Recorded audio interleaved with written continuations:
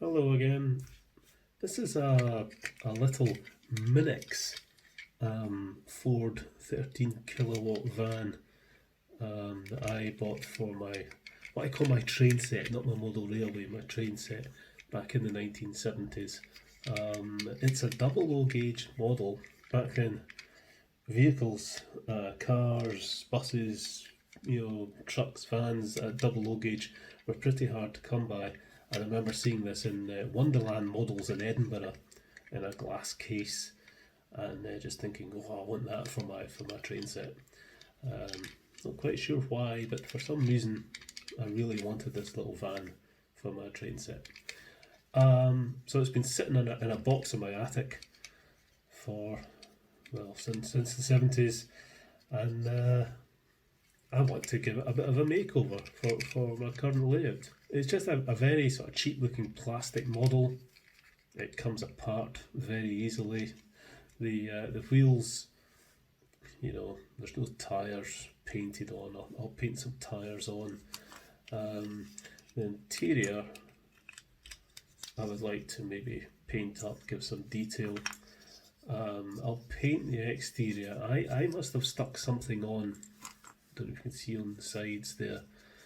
Something's been stuck on. I honestly don't remember doing it, but I must have stuck some kind of logo on the side, probably with paper and some polystyrene cement or something when I was young and stupid.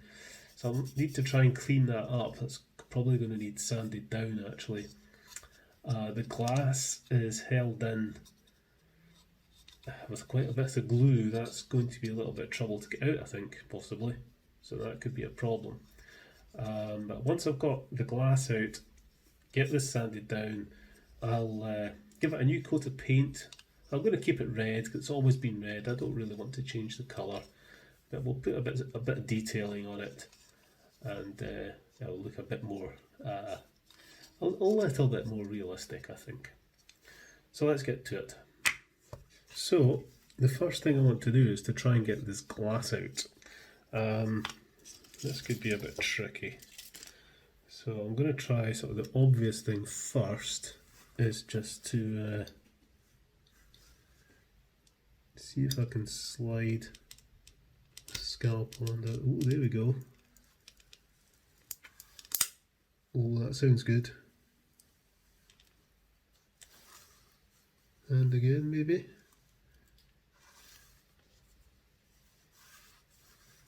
It's gone loose, which is good.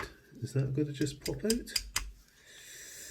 Because I've been sitting looking at this thinking, oh god, that glass is really, really glued in. But, yay, it has come out. Excellent. So we can give that a clean and a polish. And now we can work on this body. I think we'll probably attack this with a couple of grades of sandpaper. Let's just see if I can smooth this off and scrape some of that off. Because the trouble with, I'm pretty sure this is polystyrene cement that was on there, and the trouble with polystyrene cement, it doesn't just sit on top of the plastic, so you would be able to just scrape it off. It actually slightly melts the plastic.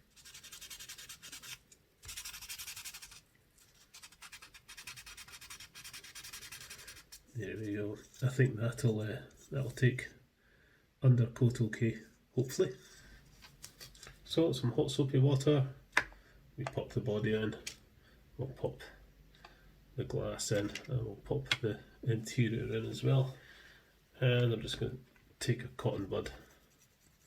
This is just to get rid of any dirt and grease, but I think they're actually pretty clean. And do the same for the glass. And we'll give the interior a bit of a wash. So I want to give this a coat of primer paint, and then a couple of coats of red gloss enamel paint. So I need to be able to hold this somehow. So I have some forceps here, but obviously if I hold on to the edge with forceps, I'm going to have trouble painting the bit where the forceps are. So there's nothing to hold on to in the interior, so I think I'm going to use some blue tack. Get it nice and malleable, and then we'll just stick the blue tack on the end of the forceps.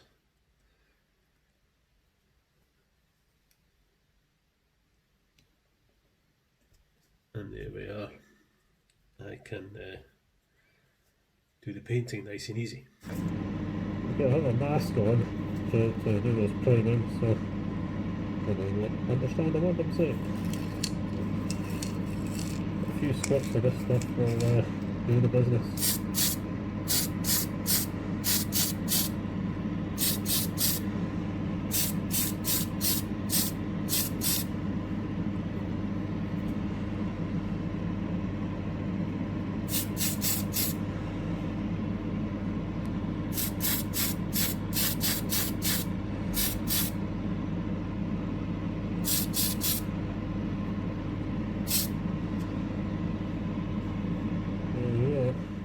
Okay, so now that's dry, I'm going to give it a coat of red enamel paint. The reason I use enamel rather than acrylic is it's harder wearing and it gives a much better gloss finish.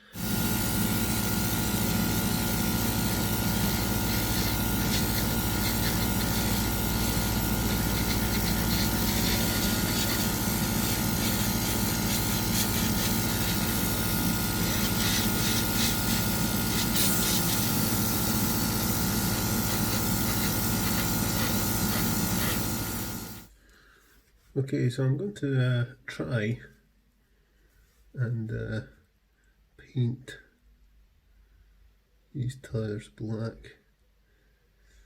It's difficult to do this neatly freehand, but there is actually a little line to follow.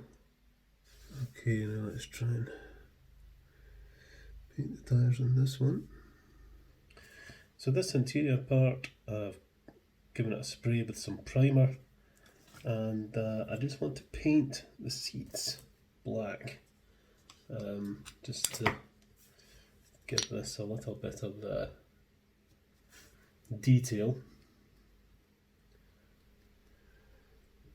Doesn't have to be too perfect, it's just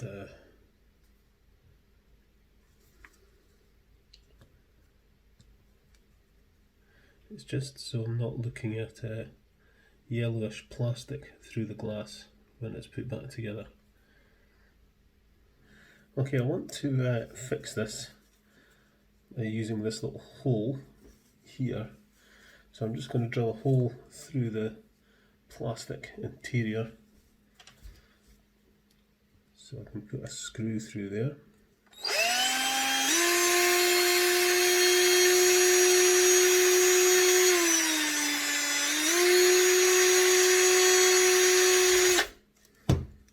Be careful not to drill into my finger there. Right, okay. Although, you know, I can tell you something, I have never had an accident with a power tool. Hand tools, oh god yes, but I've never had an accident with a power tool. Okay, so pop the wheels in, and pop that in place, and I've got a selection of little screws here that should fit. Let's try this one.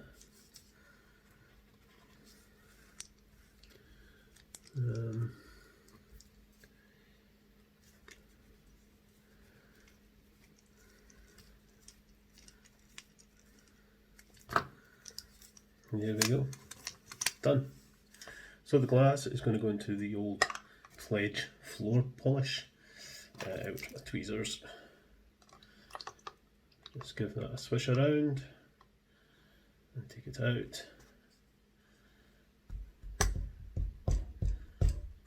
And it should look as good as new, which it pretty much does. So I'm not going to glue this back in while it's still wet with the polish. The polish will act as a kind of glue. It will just, you know, the polish will dry and that'll be fine. And we just have to pop this back on. And there's no way to fix this on. I could glue it, I think, with the base plate and the interior screwed together. That'll be good enough. So I'm going to use a liquid chrome pen to just add a little bit of detail on the front of this. What will we do? We'll touch up, actually some of the chrome's worn on the bumper, so we'll touch that up. So, yeah, that looks better. And we'll just add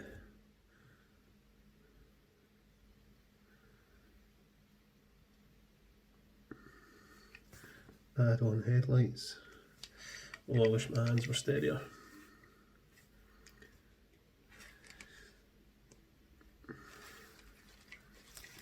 There we go. So, here's a little reminder of what this used to look like. And here it is now. Looking a little bit more like a little van and not just a little plastic thing that it was. And there it is, parked at this little station. The first vehicle on this layout. Okay, see you later folks.